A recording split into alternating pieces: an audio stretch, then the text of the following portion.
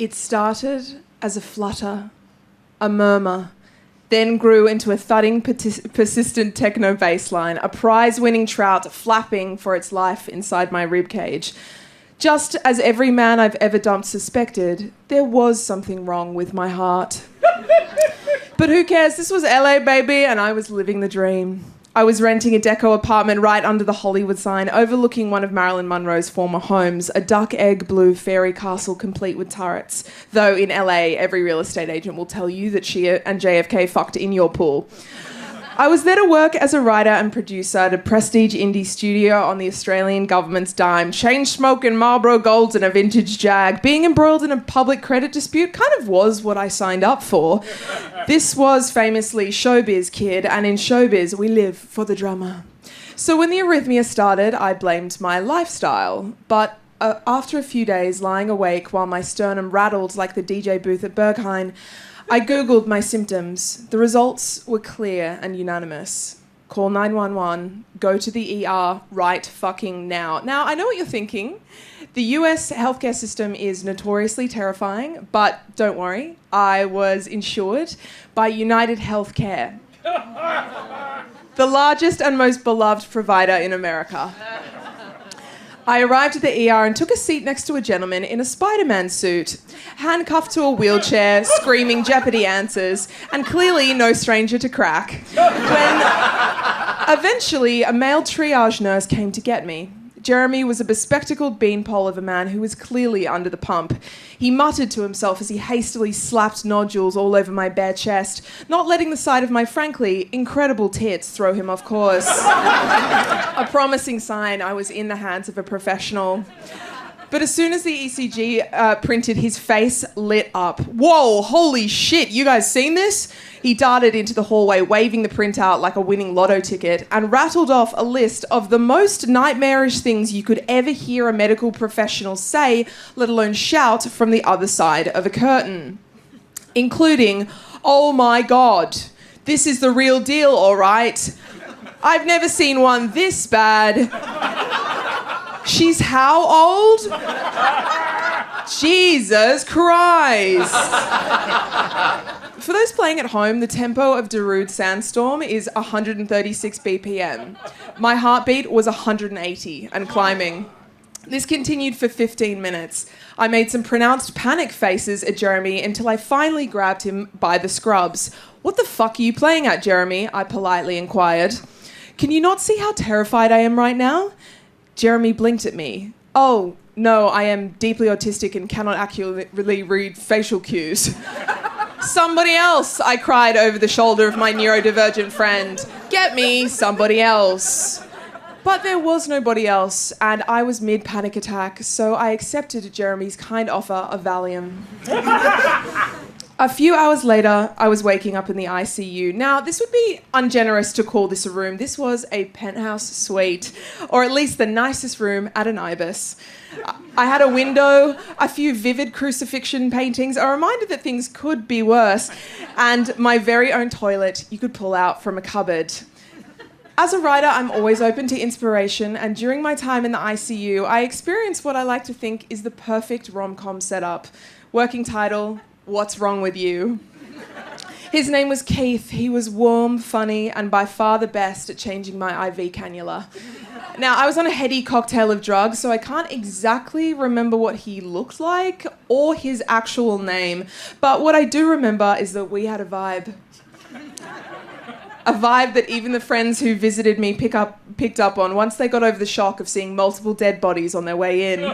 Not to brag, but I was told I was the youngest person on the ICU for about 40 years.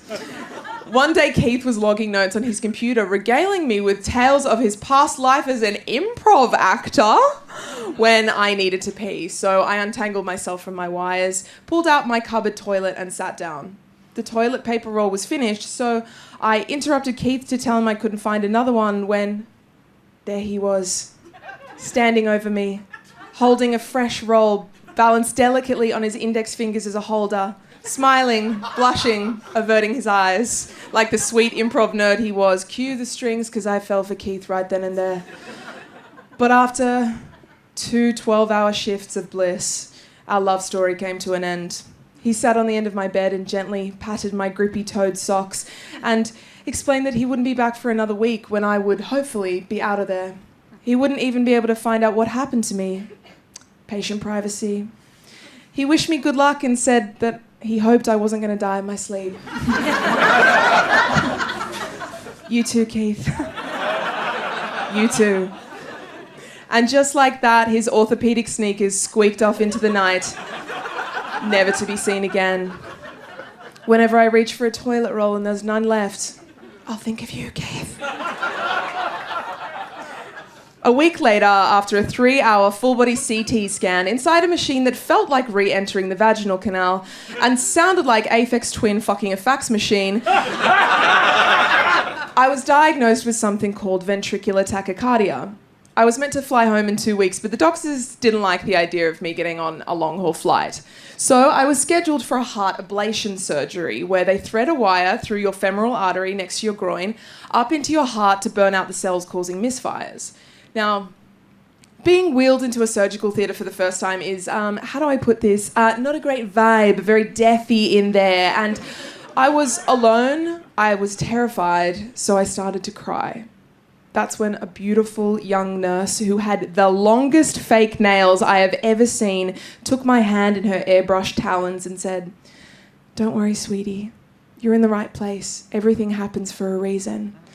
I smiled at her and asked for her name, which I shit you not, was Destiny. Destiny wheeled me in and helped transfer me to the operating table. She then told me she needed to give me some bracelets in case I woke up during surgery. I was now handcuffed to the bed. She opened my gown, looked at my groin, and stuck out her bottom lip sadly, which is not the response you want when someone sees your genitals for the first time. "Oh, we're going to have to shave you, hun." "Knock yourself out, queen," I replied, rattling my handcuffs, and her electric clippers roared into life.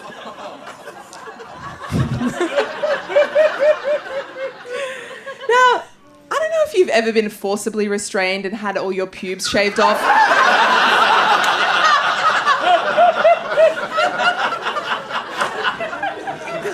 Had all your pubes shaved off by a stranger before, but it's a unique experience of complete surrender. Thoughts float through one's mind like, I wonder if she's going to leave me a landing strip. And wait, couldn't she have just done this while I was asleep? When her work was done, she looked up at me proudly. "Huh, there you go, ready for the beach." Doctors may keep you alive, but nurses are everything that's worth living for. The fentanyl hit and I drifted in and out of consciousness as they shocked and poked and squeezed my heart for over 2 hours. Big Mayan sacrifice vibes. They sent me home in a defibrillator vest I had to wear 24/7 in case I dropped. It looked like something a kinky little twink might wear to Mardi Gras, charged with 360 volts. And the film, the one with the scandal, was premiering at an international film festival that same week. The day after surgery, I watched the first film I'd ever written via Vimeo link at my kitchen table, crying in my gay little defibrillator vest, directly beneath the Hollywood sign. But that's showbiz, baby. And this business will break your heart. Thanks for the alls at the back. 4 months later, I'm back in Australia, and like the hysterical Regency woman I am, I sought convalescence by the sea and moved to Bronte. I'm sipping tea, gazing at the horizon, clutching my shawl, when I see the news. Luigi Mangione has shot and killed the CEO of United Healthcare in protest of their parasitic health insurance policies, which have doomed countless Americans to financial ruin. Phew! Not me, though. I was insured. The doctors told me so, the nurses told me so, the administrators told me so, and most importantly, the insurers told me so. 2 days after Luigi hit the news, I received an email. It was from United Healthcare. Having assessed my medical records, my insurance claim for my heart surgery and 5-day treatment in the ICU had been denied due to the underlying condition of anxiety. Attached was a bill for $296,000 US. $296,000 I am frozen in place, the astronomical sum blasting through my brain like a sonic boom. I instantly lose 10 kilograms and all the colour from my face. My soul is farted out of my body. I am dust. My future flashes before me in a hellish montage of horrors. I see my mother lap dancing for loose change. My geriatric father driving a Deliveroo bike through the rain. Me applying for a license in real estate. But it is always darkest before the dawn, my friends, because later that evening in my pit of despair, I do the only thing I can. I pray to a higher power. ChatGPT. Internet God sends me to a patient advocate, a New York City lawyer with a cunty little bob, who has dedicated her retirement to pro bono work helping cases like mine after her own nightmarish experience in the American health system. She tells me that for a mere $3,000, she'll rain down admin hell on United at an executive level for as long as it takes till my bill is reduced to $0, which is exactly what she and her cunty little bob are doing right this very minute.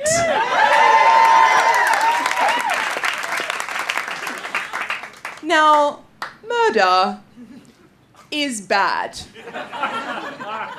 On this we all can agree, but I understand why Luigi did what he did. Not endorse, understand.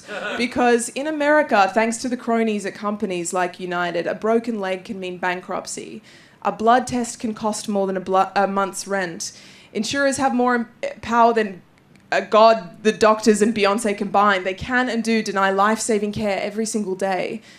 Capitalism is America's founding morality, manifest destiny, a divine right to conquest, exploitation and billing $74 for a single Panadol, stemming all the way back to colonization. So when I later learned that Hollywood is built on an Indian burial ground, a lot of what I'd been caught up in started to make sense. What I experienced was a microcosm of the American dream, the great bamboozlement, all razzle-dazzle until somebody brings the check. And for millions of Americans, the check has finally arrived. But in all that chaos, there was still humanity. Tiny sparks of kindness from good, loving people also trapped in the machine, which is what I'll always remember. Keith, my ICU toilet roll king. Jeremy, the deeply autistic nurse who eventually held my hand. The Iranian CT tech who wiped away my tears and told me over and over and over again, Habibi, please don't cry. Everything's going to be okay. I don't know if I'll ever go back to America, and I don't know if I'll ever have to pay that bill. But I'm clinging to the hope, however faint, that they were right, that everything might still be okay. And if not, I'll surrender my fate to the hands of destiny as she gently handcuffs me to the bed and shaves off all my pubes for the low, low price of $296,000 US.